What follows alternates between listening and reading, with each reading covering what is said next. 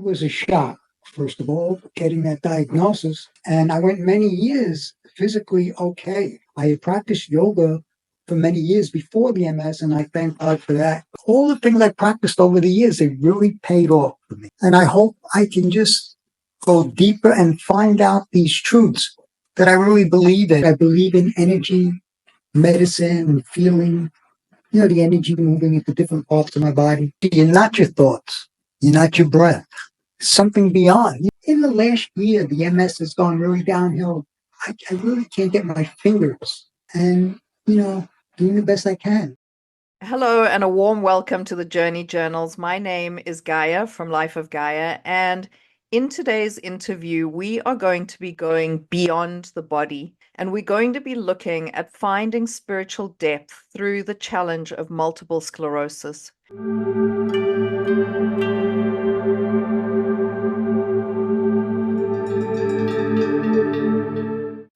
Several months ago, I had the honor and privilege of meeting and becoming friends with a delightful gentleman whose name is Harris, and who in a short space of time has taught me so many valuable lessons.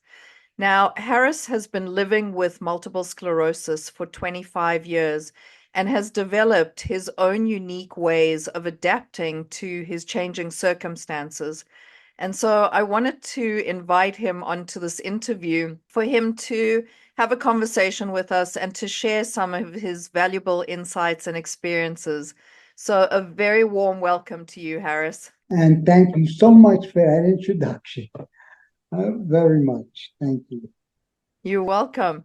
So, Harris, to get started, for those who don't know you, would you mind taking a moment to introduce yourself and tell us a little bit about your background, where you're from, how you grew up, your interests, and where you are now?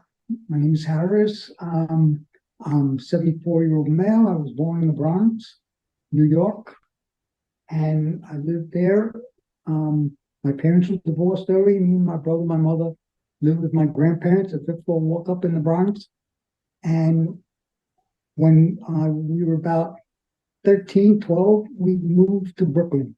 I went to high school there, and I came down to Florida to go to school. I've been back and forth a lot, but that's where I'm at now. I've always interested in sports, I always loved music, but didn't start taking guitar singing lessons till later on. And what happened? The worst thing happened to me was 25 years ago. I was diagnosed with MS. So, Harris, before you were diagnosed with multiple sclerosis, I believe you were a very active person. For example, you used to be involved in boxing. You had a keen interest in yoga. You were a musician. So my question to you is, what was it like for you to, first of all, receive that diagnosis? It was a shock, first of all, getting that diagnosis. And I went many years physically okay. So it didn't affect my life negatively. It was tough. I read everything I could, and I just kept finding out no cure, but I believed in, different alternative things. But like I said, because I wasn't having the effects of MS that much, I just continued my life without curtailing things. I kept going to the gym. I think I was, fortunate that I did. I kept my body in better shape. And I had practiced yoga for many years before the MS, and I thank God for that because it gave me something to really turn to. So, Harris, how do you feel your relationship with your body has transformed since then? I don't like my body anymore. We're on the outs, I was very fortunate, but always wondering, how could this happen? How did I wind up with this? No one in my family had it. And, for a long time, I started thinking I must have done something, maybe ate wrong, maybe I did a drug I shouldn't have done. And it was like that. But, I think for a few months or something, I used one of the drugs. You had to inject it once a week. The only reason I did it's called Avonex. The only reason I did it was because the other ones you had to inject 2 or 3 times a week. So But then the the symptom, using it was worse than the MS at that time. You felt like you had the flu. So I used it a few months and told the neurologist, I just can't do this. And like I said, the study from my brother, he was always good at reading studies and things, but I saw it was really nothing that it was going to do to improve the condition. The most that they could offer was maybe it'll slow things down. So I just didn't want to take a chance. I mean, you know, it just didn't seem like science to me that the way to treat a disease is to stop your body from fighting anything. I stopped using it after a short time. And I had gone up to, there was a Dr. David Perlmutter, he wrote the Better Brain book. He was up in Naples, and me and the girl I was going out with my mother drove up there because I thought he was going to tell me, oh, yeah, I got all this natural treatment for you and blah, blah, blah.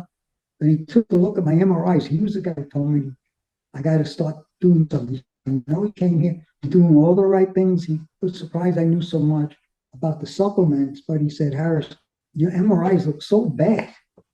I look like a Christmas tree lit up because on the MRIs, these spots are like lit up. So that was a little depressing because the guy I went to treat me naturally, he was the one who told me you got to do something to slow it up. And then, so I did. I used for 4 or 5 months and I was done. Harris, even before your diagnosis, I believe you had a very strong spiritual practice, and I know that even in New York, you followed several gurus in your youth and today. I'd love to hear a little bit about them, their teachings, and how have the teachings of these spiritual figures shaped your understanding of things like suffering and resilience? Well, I feel very fortunate. I met a guy named Dharma Mitra. He had a good practice in New York, and he had lived with a guru, Yogi Gupta from Rishikesh in India. And he was in New York. He had a place on 55th Street between 8th and 9th Avenue, the guru, and people call it 25C. It was in an apartment building on the 25th floor, 25C. And I had never done yoga. I saw Dharma's ad, $3, bring a towel. And from the first class, I found a home. Someone had given me a book before that called The Handbook to Higher Consciousness. That was the first time I really had, an inkling into the real spiritual and Handbook to Higher Consciousness. I said, wow, that's how I think. And it was about this guy who, he was a quadriplegic, I think, and reading his book, I would always say, oh, well, I got problems. I got worse problems, this and that. And he never mentioned that he was a quadriplegic in the book. And then I ordered a cassette of his. And I still can remember getting it, putting headphones on and listening to it. And then he started talking about how he was a quadriplegic. And he said, I could look down at my body and say, oh my God. And then I felt so embarrassed that I thought I had more problems than him. And I'll never forget that. And then, years after that, I was working in Manhattan those days, and I saw this ad, yoga, bring $3, bring a towel.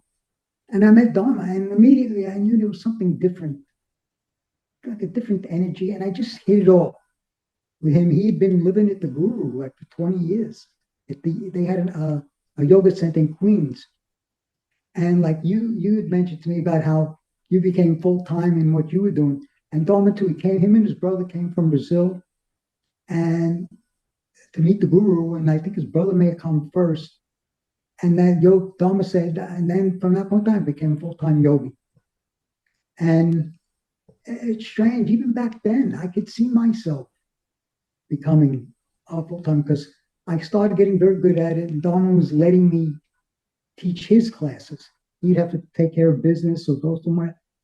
And I started teaching his classes. And back at that time, he told me I'm his best student, but now he's got people teaching all over the world, and he is taught all over the world.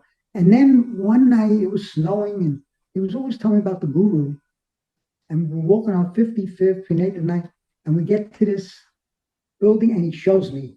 So, Harris, as part of your spiritual practice, and despite having MS, you still continue to practice yoga. just in a different way. And I know you're a big fan of yoga nidra and of meditation. And I wanted to know, how these have remained central to your life and how these practices have helped you navigate the changes and the challenges that come with MS. Well, I have to say, I could not have done without it. And I thank God every day, even when things get bad, that I had this to fall back on. Like I said, I was in good shape before the MS. I stayed in pretty good shape all the years. And it's funny, when I first started yoga, I was so into the physical hatha yoga, but I had trouble just sitting still. And Dharma would always tell me, just do the physical hatha yoga just so you can sit peacefully. So it took a while to understand that I was really into the very advanced postures. Dharma pushed me into this doorway where the guru was giving a class on Saturday evening. He gave classes on Saturday and Sunday, just dark satsang, they call it. Just he would talk, and from it was very strange. The guy had never been into that, not like that. The guru, he was sitting at a desk, and other people were sitting on the floor, and everybody looked normal. And he was in a robe, and just the way he spoke. It was 45 minutes. Then they would give some food afterwards. And then soon after that, he would take disciples, and give you a mantra and give you a shirt, which I still have to wear when you're doing your meditation. I was really into it. My family thought I lost my mind. That was it. I spent a number of years, 3 years or so, practicing. Like I said, Dharma was letting me teach his class. And eventually I was supposed to live in the yoga center that the guru had in Queens. He would go to and from Rishikesh, India, come back and forth. Eventually would have my brother was starting a business down here. And I decided to come down to work with him. People were very surprised in New York. People connected with Dharma and the guru. And the guru had a disciple whose mother was, I think she was president of the bank. So they were going to start me off as a teller and work my way up. But then when my brother insisted I come down here work for him, I did. Sometimes I regret it, but what is. And I learned a lot working with my brother. He became very famous. He had a product called Strivectin. But we wound up a lot of problems. He was selling all health-related products. And he got caught up in Fort Lauderdale. They were considered the boiler room capital of the world. But my brother eventually had 30,000 square feet sunrise. So he was an honest, but we paid for sweat. But they just went after my brother like he was one of these boiler room guys. And it was a nightmare. But I did hair in those days, so I had that to fall back on. And as I did, I started going back to doing hair here. Harris, you are also a skilled musician and you have a deep love for music. How has your relationship with music evolved over the years? And how is it for you with the MS now? I started taking, singing lessons and guitar lessons. I had taken guitar lessons before, I think some singing lessons in New York. And then I just love music, all kinds of music.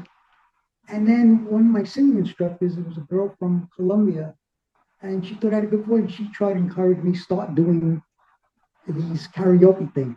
And I was really trying to learn guitar at the same time, at the same school. And, a lot of people would tell me, do one or the other.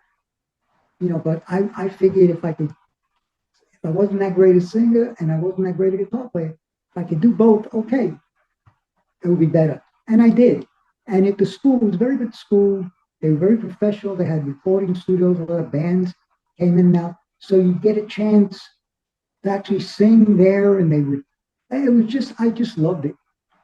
So everything was okay. I mean, my legs were starting to give me some trouble, but I was still able to play and do these karaoke things and bring my guitar. A lot of people at the karaoke, they would just, the music they would play in the background, but nobody brought instruments. So I started asking, can I bring my guitar? I'm not that good, and that's how it started.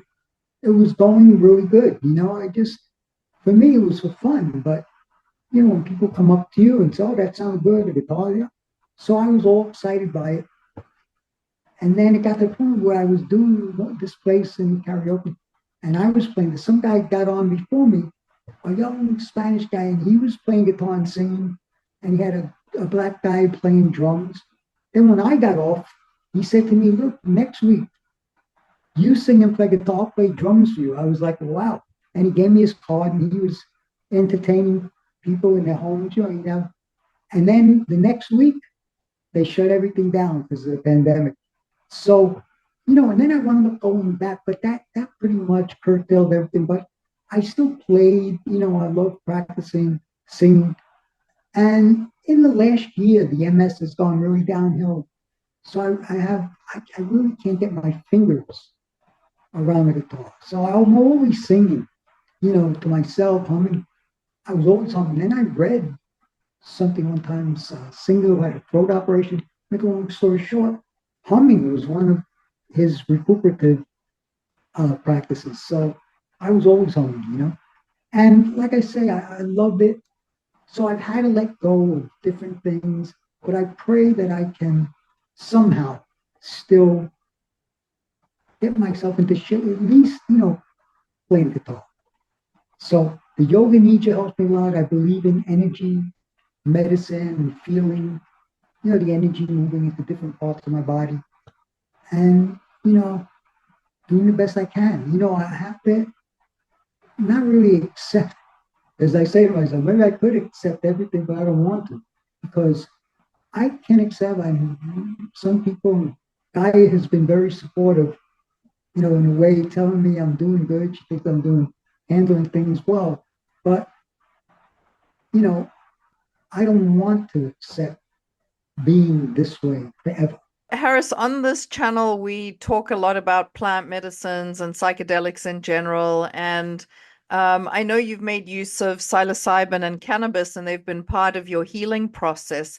And I wanted to ask, how have these substances helped you sort of find, I guess, relative peace around the discussion of, life, death, and insights into your condition? I was using cannabis long before it became medical. And for me, it was always something I just liked it, especially, being into the meditation.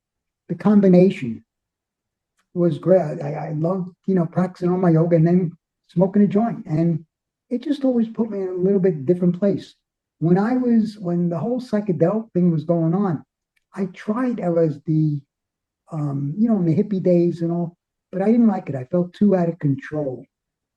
But then when the psychedelics started coming back, and it's only a couple of years ago that and since it is illegal, I found the two or three companies, and I wound up speaking to the CEO, and he told me the story about it. His brother was a schizophrenic and wound up taking his life. And this guy always wished he could do something for his brother, and I guess started researching all this stuff. And make a long story short, he has this company and they're selling gummies. I was always worried, it's going to come in the mail. And I would always look out the window, make sure, there was no police car there. And just what I read about it, what really interested me was that they talked about how they help patch up your neurons, and no medication, nothing ever offered me that hope, no matter what, you know. And I started taking it, and I had read the research. They were using 25 milligram in the studies, 25 and 35 milligram. But it just, what I said, it looks like big pharma getting into it too, because you had to have a psychiatrist with you for 6 hours. And actually, I just thought most people couldn't do that. And this guy I spoke to, who was the CEO of he had a wellness company also. And it was called silhouette.com. And after that, I found a couple and I just experimented. I felt like anything that would get me a little bit out of the consciousness I was in without getting overwhelmed would do me good. Probably talking to professionals. And I don't know where Gaia got her experience, but she gave me some very, very good information on these psychedelics. And she has a website which is very informational. And I would watch her interviews with people, and we talked about it, and I experimented, and I'm glad I did. So another question for you, this particular interview series, right, online, it was inspired by the Joseph Campbell quote that the cave you fear to enter holds the jewels that you seek. And I wanted to, for the audience watching, number one, they see you head and shoulders. So I wanted you to speak into sort of where you are physically today. And also, I'm sure that you experienced dark moments with your MS. And I wanted to ask you, what are some of the expected gifts, if any, that you've experienced along the way? My MS has progressed that I'm in a wheelchair, and I'm in, I have a hospital bed in my living room. I feel the meditation, the yoga, Nidra, all of that is a godsend to me because it gives me just a little bit of being able to observe instead of just being my body. And that just, I could never, I could not have lived, I can't imagine what a life would have been if I didn't have this so many years before I got it. I mean, nothing to hang on to. So, and I pray to use it to try to stimulate something, this healing force. So, all this is just giving me a different outlook. Although, like I've said, I don't know if I want to accept it, even if I could completely. I just want to be able to do some things for myself. But this is, what they talk about, a light at the end of the tunnel. Everything would be black for me if I didn't have the practices. It gives hope. I admire, sometimes I see a commercial on TV and see, paraplegics and playing basketball, crashing into each other in their wheelchairs. I wish, but that's not me. I wish, and sometimes, I could go deep enough, you can almost forget. And then it's kind of disappointing. I'll be there, and because my left knee, like I've always had bad knees from playing sports, but sometimes I feel like, oh, now I can move my leg, but it's hard. It's like trying to move bone, but it doesn't, get to me nearly as much. And I pray for a miracle. I play miracle mantras, and I'm trying to eat as well as I can, and like that, and just pray that I have that experience of something that truly is beyond. I mean, I know I've had that already, just a simple thing like watching my thoughts. Because then Dharma, like I learned yoga from the guru, well, who's watching? And then who's watching you watch? And, could go on and on and on. So that always interested me, that the whole philosophy, yoga, spiritual, I don't consider myself a religious person. I'm Jewish, but I thank God that all the books, the spiritual book, they meant something to me. I've been talking about getting out of this body for 25 years, and I'm still here. So it's not like, it's not going to be, oh, I'm depressed, I can't take it anymore. No, it's just going to be, maybe it's just not living to me anymore. Depending on someone to do things, all things.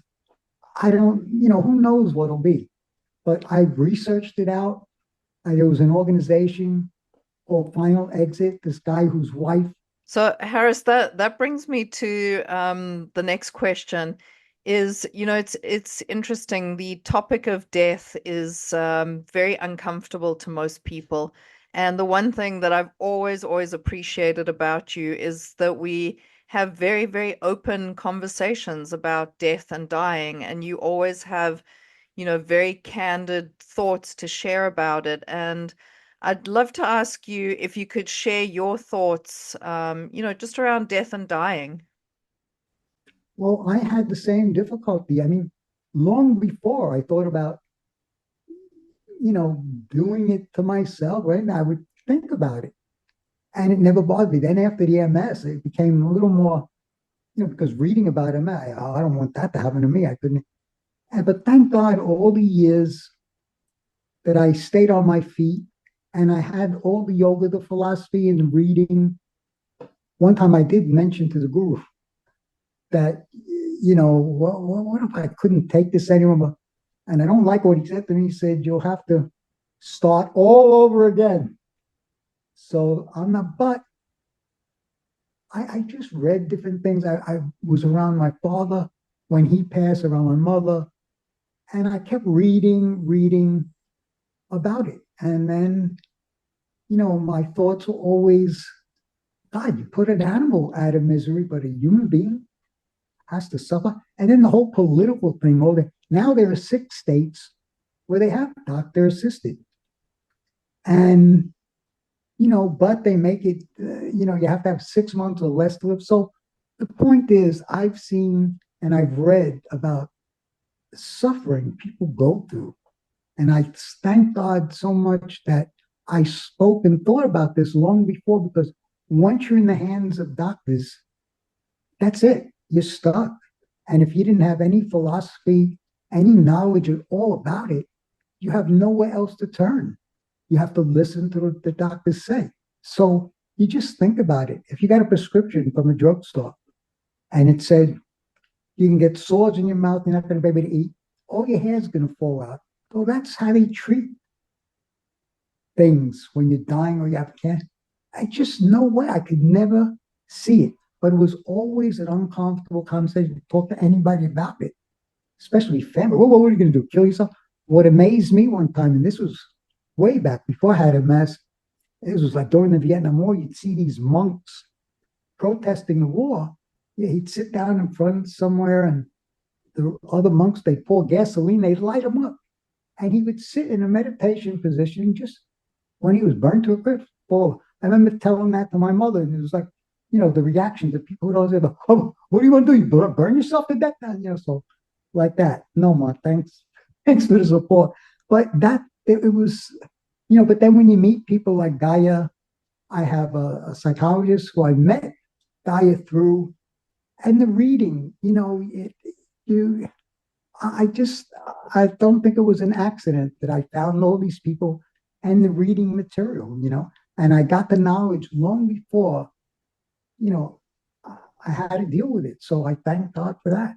And I'm very fortunate, I had a brother who helped me, financially. What would you say is the most important lesson or the most significant lesson that you've learned so far about, your body, your mind, and your spirit? That it's stronger, all of my body and my mind, stronger than I thought it was.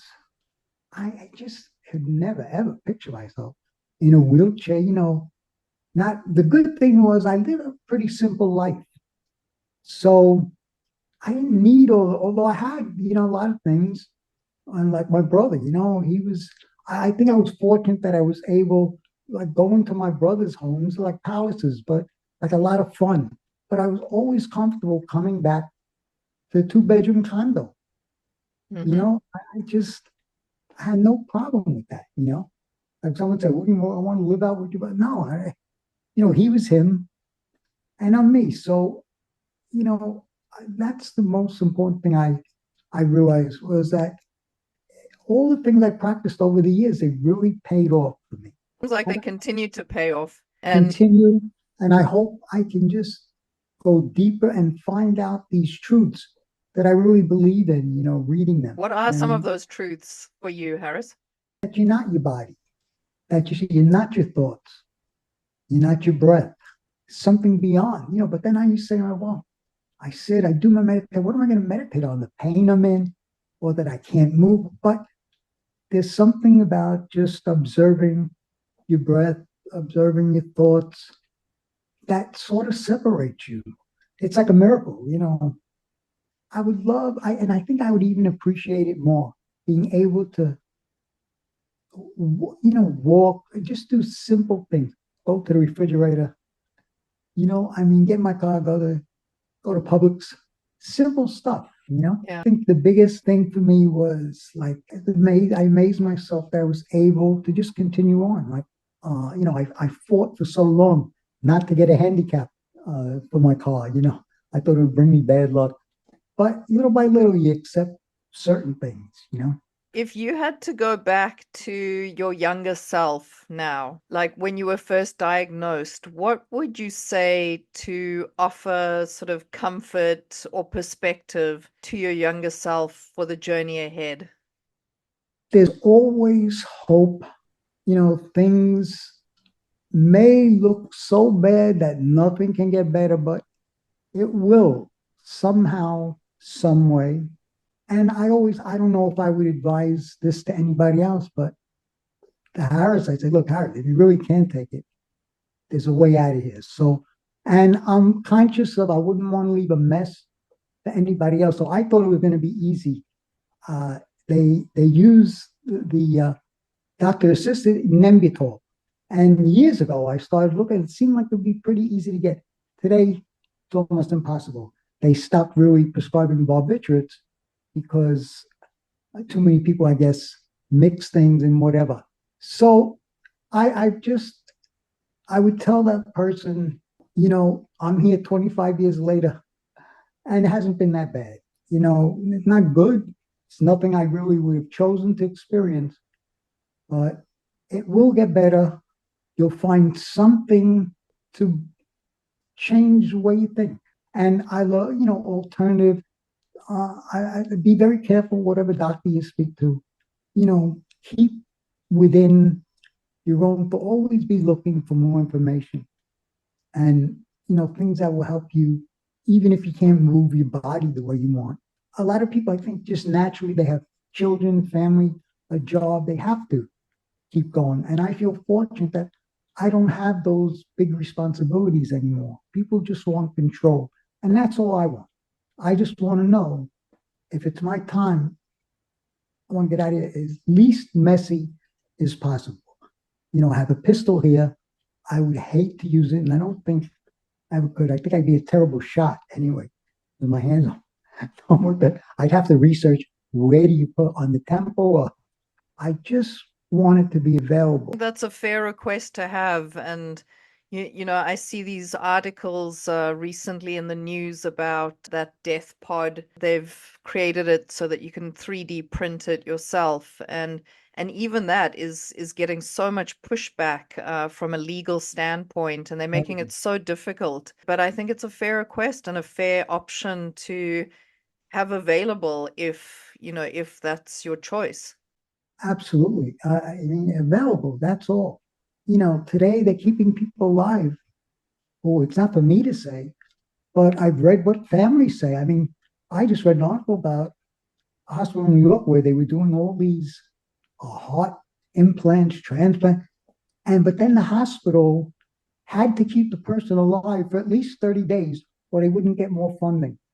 Harris, for someone who's maybe facing a similar diagnosis for the first time in their lives, what insights do you have that you could share with them, around your life practices that may help them find some strength or purpose in the situation? Do research. Do research on the mind. Do research on your body.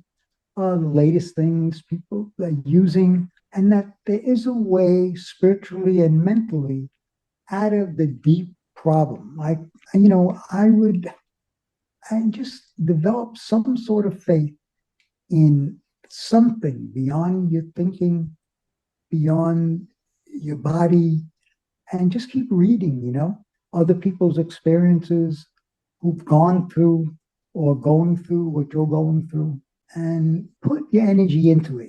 For me, the one thing I had some regrets is that I should have even practiced more, more yoga, more this, more that. But, I said to myself, hey, I almost have 75 years here. I see children. When I was growing up, you didn't see children with cancer. So who am I to complain?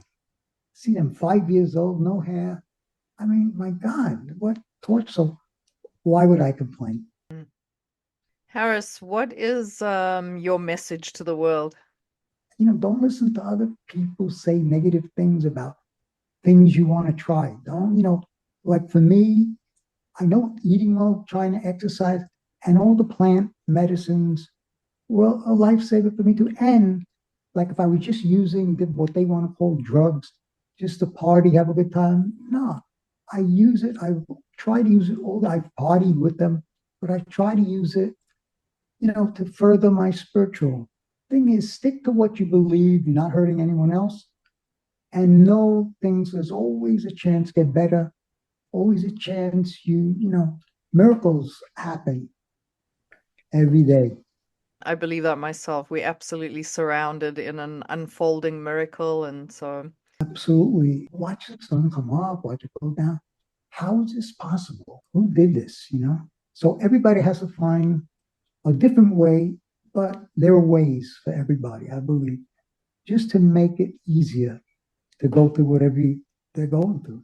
And if I can do it, anyone can do it. Because I've always considered a very negative thinker, and I was, but now I realize if I'm not my thoughts, and I can just watch, and it's amazing sometimes how once you can see, wow, I could really change how I think. I could be different, feel different than I've ever felt. So, we're always taught, you go through childhood, baby, teenagers, and then it's all downhill as you get older.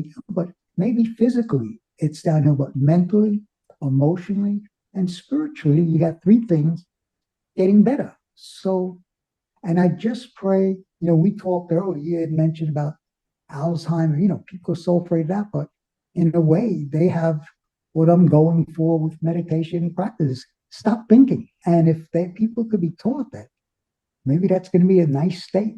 But people have to get the knowledge early on.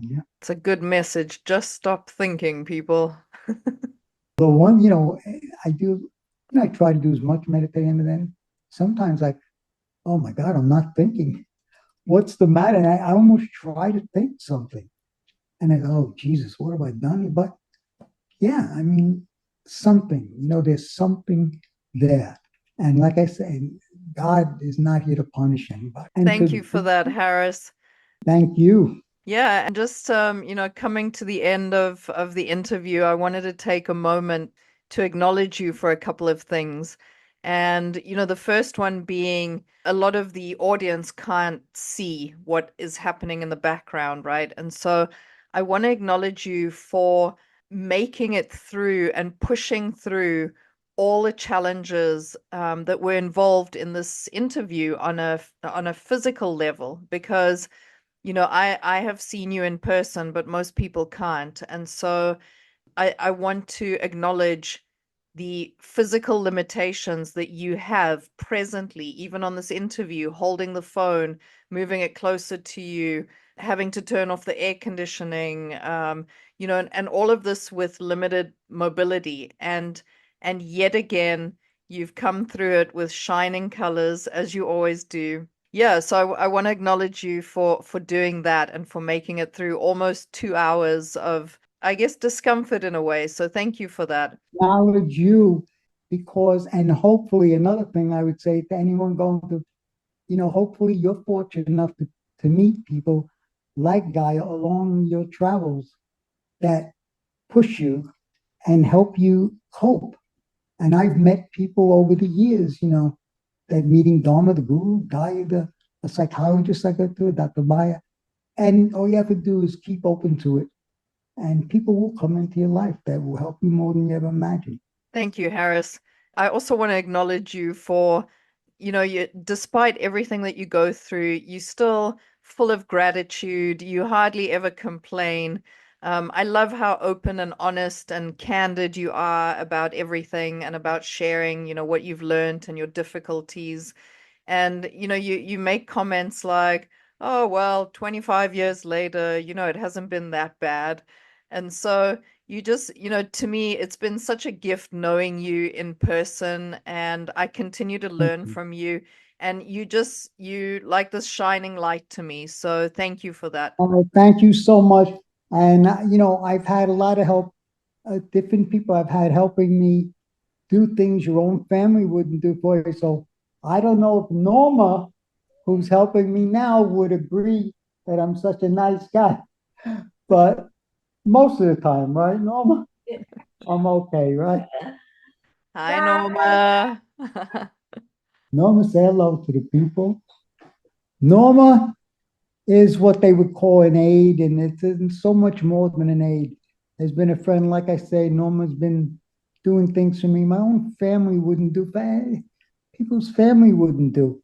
And now they're just becoming aware of it. I saw Kamala Harris, talk, and she was on Howard Stern, and they were talking about people who come and care for you when you're not well. So to close off, Harris, thank you again. And for those of you who have been watching, thank you for watching and thank you for your support. If you have liked the content, please feel free to like, share, and comment. If you'd like to have a conversation with Harris or you have questions for him, please feel free to drop them in the comments below. Again, thank you to everyone for watching and have a great day.